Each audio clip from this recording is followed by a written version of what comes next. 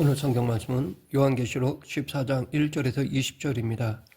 요한계시록 12장 13장에서 붉은 용과 바다에서 올라온 짐승과 땅에서 올라온 짐승이 함께 날뛰고 있는 현실을 보여준 후 삽입부를 마무리하고 중심 줄거리와 합류할 준비를 합니다. 계속되는 14장에서 요한은 먼저 구원받은 사람들이 시온산 위에서 있게 될 미래의 모습을 미리 보여줌으로써 짐승에게 굴복하지 않는 성도들에게 구원의 희망을 북돋아주고 새 천사와 하늘의 음성을 통해 예언적 권면을 전달한 후 중심 줄거리로 합류하여 들어갑니다. 구원받은 14만 4천 명이 어린 양과 함께 시온산 위에 서 있는 모습을 보여주는 오늘 본문 1절부터 5절은 요한계시록의 두 번째로 나오는 막간극입니다. 이 본문을 막간극으로 보는 이유는 이 장면이 시간의 흐름을 뛰어넘어 최종적인 구원의 모습을 미리 보여주기 때문입니다. 이 장면은 미래의 구원받은 성도들의 모습을 보여줌으로써 현재 고난 속에 있는 성도들을 격려합니다. 구원받은 14만 4천 명이 서 있는 장소는 시온산입니다. 시온산은 보통 예루살렘을 가리키지만 이 장면이 문자적인 예루살렘을 배경으로 삼고 있다고 보기는 어렵습니다. 그보다는 요한계시록에서 하나님의 어전이 하늘에 있는 하나님의 성전과 동일시되고 있음에 유의할 필요가 있습니다. 하나님의 어전에는 성전처럼 제단 곧 분향단이 있고 언약궤도 있으며 바다도 있습니다. 그런 점을 고려하면 이 장면의 시온산을 하나님의 어전 또는 어전을 포함하는 하늘을 가리키는 다른 표현으로 이해할 수 있습니다. 요한계시록 7장에서 하나님은 14만 4천 명의 이마에 인을 쳐서 그들을 보호하셨습니다. 그러면 그 인에는 무슨 내용이 적혀 있을까요? 오늘 본문 1절에서 확인할 수 있듯이 바로 어린 양의 이름과 그 아버지의 이름이 적혀 있습니다.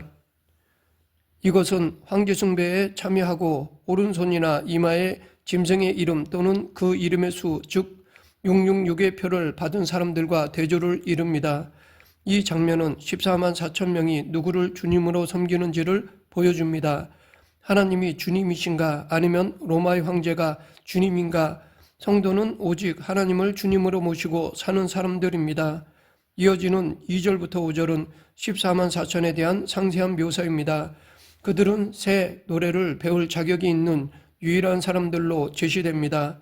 새 노래는 하나님의 어전에서 네 생물과 24 장로가 새 노래를 부르는 장면을 묘사할 때 처음 언급되었습니다. 오늘 본문에서도 보좌 앞과 네 생물과 장로들 앞에서 새 노래가 불립니다. 새 노래가 무엇이며 그 내용이 무엇인지는 설명되어 있지 않지만 아마도 하나님의 보좌 앞에서 천상의 존재들만 부를 수 있는 노래로서 아무나 배울 수 없는 것으로 보입니다. 사람들 가운데서는 오직 땅에서 속량함을 받아 하나님의 어전에서 함께 찬양하게 될 14만 4천 명만이 그 노래를 배울 수 있습니다. 14만 4천은 여자와 더불어 더럽히지 않은 순결한 자들입니다. 여기서 성적 순결이라는 주제가 등장하는 이유는 그들이 황제 숭배라는 영적 음행을 거부한 사람들이기 때문입니다. 또한 그들은 어린 양이 인도하시는 길이 고난의 길일지라도 따라가는 자들입니다. 그들은 사람들 가운데서 속량함을 받아 하나님과 어린 양에게 속한 자들입니다. 그들의 이마에 새겨진 인은 그들이 하나님과 어린 양께 속해 있음을 보여줍니다. 또한 그들은 입에 거짓말이 없고 흠이 없는 자들로 인정됩니다. 요한계시록의 종말 심판을 상세히 예고하는 것은 성도들의 현재의 믿음과 삶을 변화시키기 위함입니다. 삽입부가 요한과 청중의 현실을 심층적으로 분석하여 보여주는 이유도 오늘을 사는 사람들에게 회개의 기회를 주고 성도들에게 믿음의 인내를 격려하기 위해서입니다. 따라서 삽입부의 모든 내용은 이제 나올 예언적 권면을 위한 것이라 할 수 있습니다. 삽입부의 권면은 공중에 날아가는 새 천사의 말을 통해 전달됩니다. 첫째 천사는 임박한 심판의 시간에 앞서 우리가 두려워하고 경배해야 할 참 주님이 누구이신지를 재확인해 줍니다. 그것이 오늘 본문 6절 7절입니다.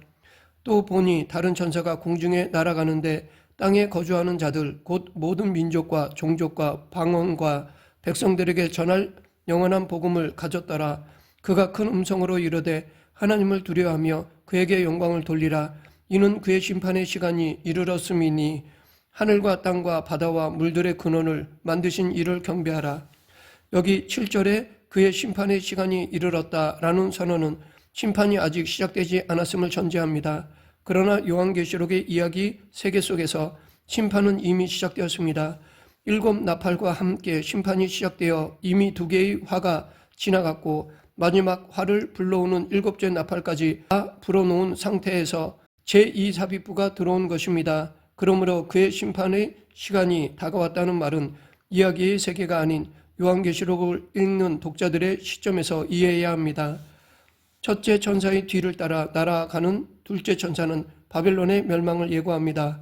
8절 무너졌도다 무너졌도다 금성 바벨론이여 모든 나라에게 그의 음행으로 말미암아 진노의 포도주를 먹이던 자로다. 이 예고는 요한계시록의 이야기 세계와 독자들의 현실 세계 안에서 이중의 의미가 있습니다. 먼저 요한계시록의 이야기 세계 속에서 보면 중심 줄거리를 기준으로 이제까지 2개의 화가 지나갔습니다. 셋째 화가 이미 예고되었고 셋째 화를 부르는 7째 나팔도 이미 부러졌습니다. 삽입부가 중심 줄거리와 합류하고 나면 남아있는 셋째 화인 7 대접 재앙이 시작될 것입니다. 7 대접 재앙의 귀결은 바벨론의 멸망입니다. 그런 점에서 둘째 천사의 예고는 독자들에게 중심 줄거리를 환기함으로써 두 이야기의 만남을 예고하는 역할을 합니다. 그러나 둘째 천사의 예고는 청중의 현실 세계에서 볼 때도 의미가 있습니다. 왜냐하면 삽입부에 비유적으로 서술되어 있는 황제 숭배의 현실을 주도하는 것이 바로 바벨론이기 때문입니다. 그리스도인들은 로마의 황제가 신으로 숭배받는 현실을 보면 무력감과 좌절을 느끼지만 그 큰 성 바벨론은 하나님의 심판을 받아 무너지고 말 것입니다. 그러므로 청중은 우연하게 황제 숭배를 거부하고 믿음을 지킬 수 있습니다. 셋째 천사의 음성은 가장 깁니다. 그는 황제 숭배에 굴복한 자들이 받을 심판을 예고하면서 성도들의 인내를 촉구합니다. 바벨론에 대한 심판은 그와 함께 음행했던 자들에 대한 심판이기도 합니다. 그들은 하나님의 진노와 포도주를 마시고 불과 유황으로 밤낮 쉼없이 고통당할 것입니다. 그러므로 성도들은 믿음을 지키며 이 고난의 기간을 견뎌내야 합니다. 연달아 선포된 새 천사의 권면은 하늘에서 들려온 다른 음성과 성령의 확인으로 마무리됩니다. 여기에는 고난 속에 있는 성도들을 향한 애정 어린 축복과 격려가 담겨 있습니다. 이 축복과 격려는 죽음, 쉼, 행함이라는 주제를 통해 다섯째 인을 뗄 때 제단 아래의 순교자들이 받았던 권면과 병행합니다. 요한계시록에서 흰 두루마리는 성도의 선한 행위를 상징합니다. 요한계시록 6장에서의 권면은 이야기 세계 속의 등장인물들은 순교자의 영혼들에게 주어진 것입니다. 그 등장인물들은 고난을 무릅쓰고 하나님의 주되심을 증언하는 성도들 자신을 대변하고 있으며 그 시점은 종말 심판이 시작되기 직전입니다. 그것은 독자들 자신의 시점이기도 합니다. 따라서 다섯째 인의 시점과 삽입부의 시점은 거의 같습니다. 주제적으로 병행을 이루는 요한계시록 6장 11절과 14장 13절의 두 권면은 비슷한 시점, 곧 종말이 시작되기 직전에 있는 성도들에게 주어진 것입니다. 요한계시록에서 진노와 하나님의 분노는 사탄의 세력을 향한 하나님의 심판을 가리키는 용어입니다. 진노는 어린 양 또는 하나님을 수식어로 동반하고 진노의 대상이 수식어가 되기도 하며 하나님의 진노의 포도주 또는 하나님의 진노의 잔이라는 표현이 사용되기도 합니다. 분노가 하나님의 분노를 나타낼 경우에는 독립적으로 사용되는 예도 있지만 대개는 어딘가에 담긴 분노로 표현됩니다. 또한 하나님의 진노와 분노가 함께 사용되어 하나님의 맹렬한 진노를 표현하기도 합니다. 삽입부의 끝에는 종말 심판을 추수에 빗대어 상징적으로 묘사하는 장면들이 나옵니다. 이 단락은 주로 성도들의 현재에 집중되어 있는 삽입부의 시점을 다가올 종말 심판과 연결하고 삽입부를 중심 줄거리와 이어주는 역할을 합니다. 연결부는 두 장면으로 구성되는데 첫 장면에는 인자와 같은 이가 등장하여 곡식을 거두어 드리며 둘째 장면에서는 천사가 등장하여 포도송이를 거두어 포도주 틀에 넣고 밟습니다. 첫째 장면에는 흰 구름 위에 앉은 인자와 같은 이가 등장합니다. 이것은 1장 7절에서 예고한 예수 그리스도의 재림 장면과 비슷합니다. 그러나 대부분의 해석자들은 19장 11절에서 하늘이 열리고 백마를 타신 분이 내려오는 장면을 예수님의 재림으로 이해합니다. 그러면 이 차이를 어떻게 이해해야 할까요? 재림이라고 할 때 우리는 대개 예수께서 이 땅에 강림하시는 한 사건을 떠올립니다. 그러나 요한계시록은 예수께서 오셔서 종말 심판을 수행하시기 전 과정을 오심으로 이해합니다. 그러하기에 14장 14절부터 20절은 예수 그리스도의 오심의 전 과정을 비유적으로 요약하여 보여주는 것이라 할 수 있습니다. 곡식을 거두는 첫 장면은 포도를 수확하는 둘째 장면으로 이어집니다. 둘째 장면에서 천사는 포도송이를 거두어 하나님의 진노의 포도주 틀에 던져서 밟습니다. 이와 비슷한 묘사가 예수 그리스도께서 백마를 타고 강림하시는 장면에도 나옵니다. 거기에서 예수는 친히 하나님 곧 전능하신 이의 맹렬한 진노의 포도주 틀을 밟을 것이라고 소개됩니다. 요한계시록에서 이 두 구절에만 나오는 포도주 틀 장면은 예수께서 다시 오셔서 이루시는 종말 심판을 비유적으로 강렬하게 서술합니다. 이 장면에는 직접적인 폭력의 묘사가 나오지 않지만 하나님을 모독하며 성도들에게 우상숭배를 강요하고 또 박해하는 사탄의 세력에 대한 하나님의 진노가 분명하게 그리고 섬뜩하게 표현되어 있습니다. 본문은 포도주 틀에서 포도즙이 아니라 피가 나왔다고 말합니다. 그 피는 말굴레까지 닿을 높이와 1600 스타디온 길이의 강이 되어 흐릅니다. 이 두 장면을 통해 독자들의 관심은 종말 심판으로 옮겨지고 그러는 가운데 삽입부의 지류는 중심 줄거리의 본류로 합류합니다. 말씀을 맺겠습니다.